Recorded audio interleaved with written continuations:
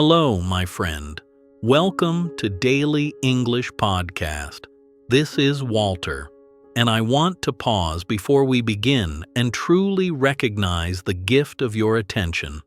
Out of all the things you could be doing right now, you've chosen to be here, listening, learning, and giving yourself this time. That means a lot, and I don't take it lightly. Now, let me ask you something. Have you ever noticed how many times a day your hand reaches for your phone almost without thinking? Maybe you just want to check one quick message, but suddenly 20 minutes are gone, and you can't even remember what you saw. This experience is not unusual, it's actually very common, and that is why we need to talk about it. Because our smartphones are not only tools of connection, they are also tools of distraction. They can quietly shape the way we think, the way we feel, and the way we live. Today, I want to explore how excessive use of these devices affects your personal growth, your productivity, and even your sense of self. The truth is, your phone can sometimes be your biggest barrier, not the world outside, not the lack of opportunity, but the small glowing screen you carry in your pocket. When you think about it, that's a powerful idea. You may believe you're simply passing time or relaxing, but often you're actually losing focus, energy, and clarity. The minutes you spend scrolling could have been minutes of reading, learning, moving your body, or reflecting quietly. And those small choices, repeated day after day, slowly shape your future. This isn't about guilt or shame. It's about awareness. It's about noticing what's happening and asking yourself, is this the life I want to create?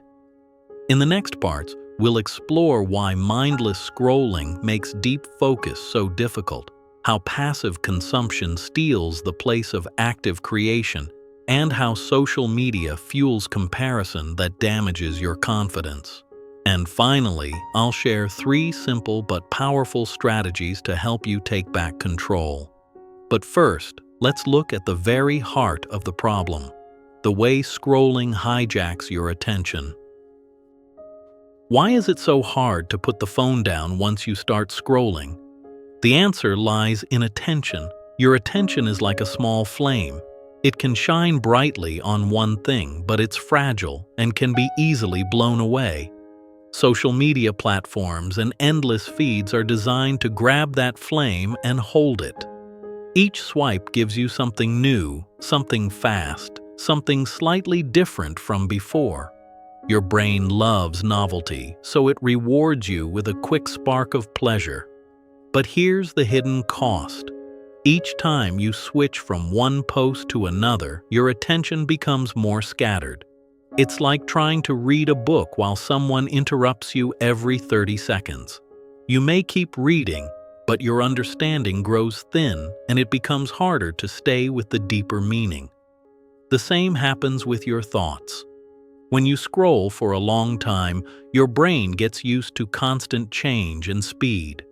Then, when you try to return to a slow, focused task, like studying, writing, or solving a problem, you feel restless. It's as if your mind keeps asking, where's the next quick hit? Where's the next new thing?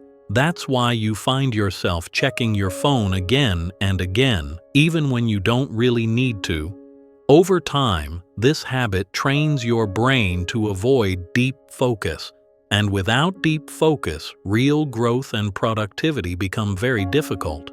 You may start a task with good intentions, but after a few minutes you feel the urge to check notifications or just see what's new. Each time you do, you break your momentum. And when you break momentum, you lose energy. Then guilt arrives. You think, I should have done more. I wasted time again. Why can't I focus? That guilt adds another layer of weight, making it even harder to restart. This cycle can leave you feeling stuck, but remember, it's not a sign that you are weak. It's a sign that the system is working exactly as designed. The apps want your attention, because your attention is their business. But your life is not their business. Your life belongs to you. To reclaim it, you need to understand the difference between passive consumption and active creation. There's a difference between learning and consuming. When you learn with purpose, you take in information and then do something with it. You reflect, you apply, you create. But when you scroll endlessly, you're consuming without direction. And here's the tricky part. It feels good. It even feels like progress, but it's often just another form of procrastination. I call it beautiful procrastination. You're not lying in bed doing nothing. You're reading, watching, listening, so it seems productive. But in reality, you're just delaying the real work that matters. Imagine wanting to improve your health. Instead of going for a walk, you spend an hour watching videos about fitness. Instead of practicing a language, you spend an evening scrolling through tips about language learning. The information itself is not bad. The problem is that it stays on the screen instead of moving into your life. This kind of procrastination can be more dangerous than simple laziness because it hides behind the feeling of productivity. You think, I've learned something, so I'm doing well. But the truth is, until you practice, nothing changes. Your body doesn't get stronger from watching workouts. Your English doesn't improve just by scrolling through motivational quotes. Growth requires active effort, not just passive watching. Ask yourself, how much of my screen time is feeding my mind with purpose, and how much is simply filling time? This question can be uncomfortable, but it's powerful. Because once you see the difference, you can choose more wisely. You can shift from passive consumption to active creation. Instead of only watching, you can write your own ideas. Instead of only reading, you can apply what you read. Instead of only listening, you can try speaking.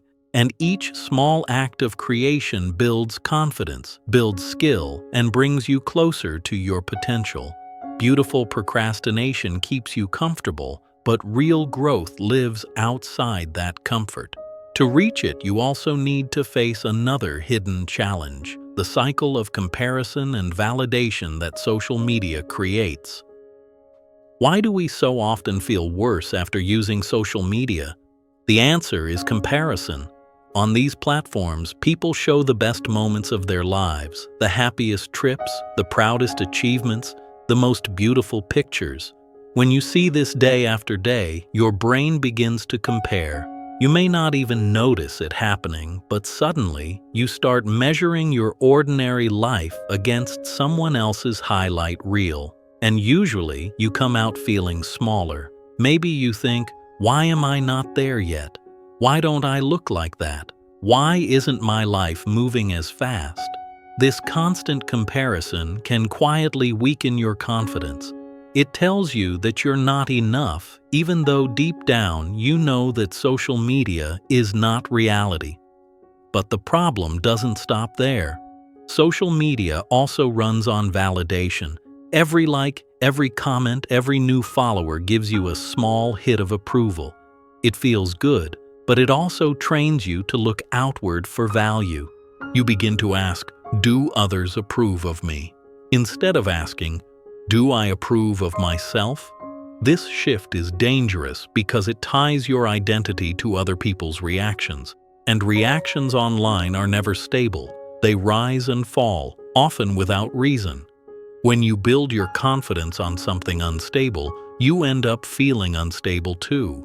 Over time, this damages your sense of self. You lose touch with who you are when no one is watching, and that loss can be painful. The good news is that once you see the trap, you can step out of it. You can remind yourself that your worth is not measured by numbers on a screen. Your worth is measured by the way you live, the way you grow, the way you choose to treat yourself and others. But to protect that truth, you need to take action. You need to put some distance between yourself and the constant noise of notifications. And that's where simple, intentional strategies come in. Strategies that bring balance without cutting you off from the world. One of the most powerful steps you can take is what I call a digital sunset. Just as the sun sets at night to signal the end of the day, you can set a clear time each evening when your phone goes to rest. It could be an hour before bed or even 2. During this time, you switch off the screen and give your mind space to breathe. At first, it may feel uncomfortable. You may reach for your phone without thinking, only to find it out of reach. But slowly, you'll notice something beautiful. Your mind begins to calm down. Thoughts that were buried under constant scrolling rise to the surface. You may feel more present with your family, more relaxed while reading, or simply more connected to yourself. This practice helps your brain shift from endless stimulation to natural rest. And that rest is essential for focus and creativity. Many people say they can't sleep well, but they scroll until late at night. The blue light and constant stimulation keep the brain awake. By creating a digital sunset, you give your body the signal. It's time to slow down. Over time, this habit improves your sleep, your clarity, and even your mood. Of course, life doesn't always follow perfect schedules, but even choosing 2 or 3 nights a week for a digital sunset can make a difference. It's not about perfection, it's about intention. Each small step shows your brain that you are the one in control, not the screen, and this control builds confidence. Now, a digital sunset is just one part of the solution. Another simple but powerful step is to clean your notifications, the constant calls that keep pulling you back into distraction. Think about how many times your phone buzzes, dings, or lights up during the day. Each notification is like a small knock at your door. Some are important, but many are not.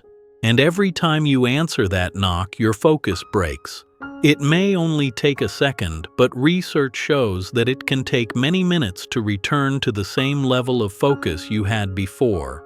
That's why I suggest a notification detox.